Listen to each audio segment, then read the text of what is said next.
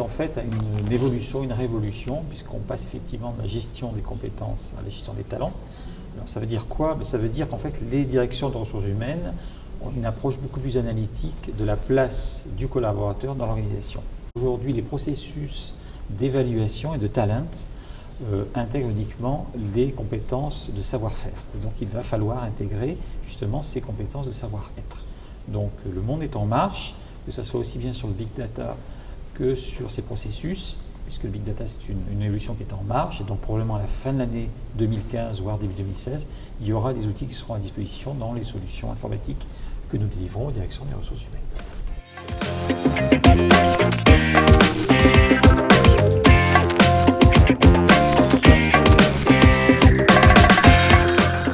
Nous avons de manière quasiment innée des facilités pour certains soft skills en fonction de nos motivations primaires.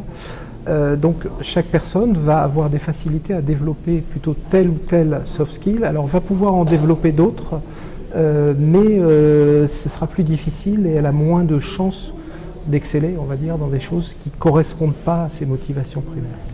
Il y a des managers qui sont des performeurs, qui aiment le dépassement de soi et donc qui vont manager sur le fait d'amener une équipe à performer. Il y a des managers qui sont plus des solidaires finalement et qui vont manager, avoir du charisme de par cet esprit solidaire, le fait.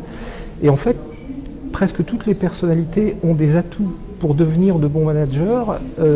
Simplement, il faut sortir de la vision caricaturale du management, mais construire une vision habitée du management en fonction de ce qu'on est.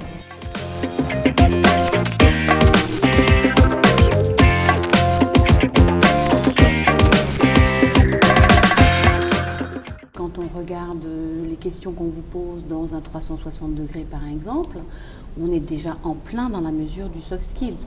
Après, il faut choisir les mots, il ne faut pas qu'il y en ait trop non plus, c'est la difficulté. Est-ce qu'on prend des soft skills d'entreprise ou bien est-ce qu'on prend des soft skills par métier? Moi, j'aurais tendance à dire qu'il faut faire un peu les deux, parce que les soft skills d'entreprise, en fait, ça rejoint les valeurs de l'entreprise. C'est comment je mets en œuvre les valeurs de l'entreprise dans mon comportement de tous les jours.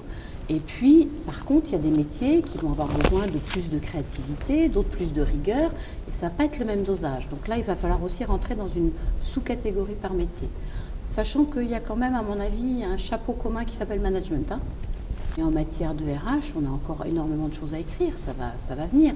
Je pense qu'on a intérêt à prendre exemple effectivement sur ce qui se fait sur le monde anglo-saxon, qui est beaucoup plus ouvert à la capacité à apprendre et non pas à ce qu'on a déjà appris.